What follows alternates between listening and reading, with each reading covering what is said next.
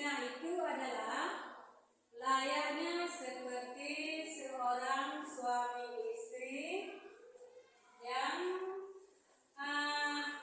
tidak ada tali pernikahan yang sah menurut syariat Islam. Itu pengertian daripada zina.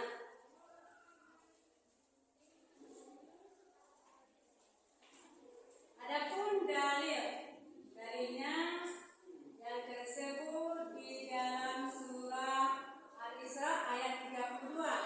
Pembagian zina terbagi kepada dua macam, yaitu yang pertama zina muhsan.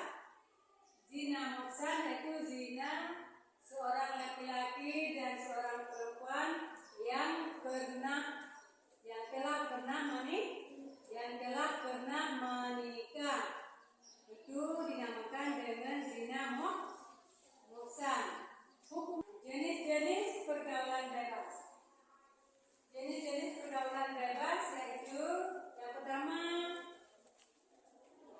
dikarenakan dangkalnya iman, keislamannya dan keimanan, dangkalnya Islam dan keimanannya. Yang kedua, menjaga pintu neraka.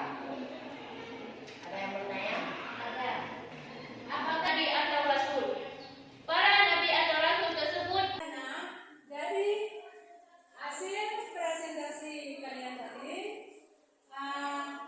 kira-kira ada yang bertanya? Baik, kalau tidak ada yang bertanya, sekarang Ibu akan menanyakan dari pembelajaran tadi apa dampak negatif dari pergaulan bebas dan zina?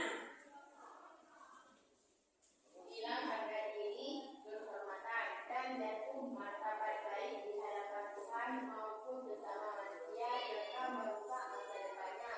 Tetapi menurut apabila seseorang remaja sudah melakukan pergaulan bebas, maka pikirannya selalu tertuju pada hal negatif tersebut.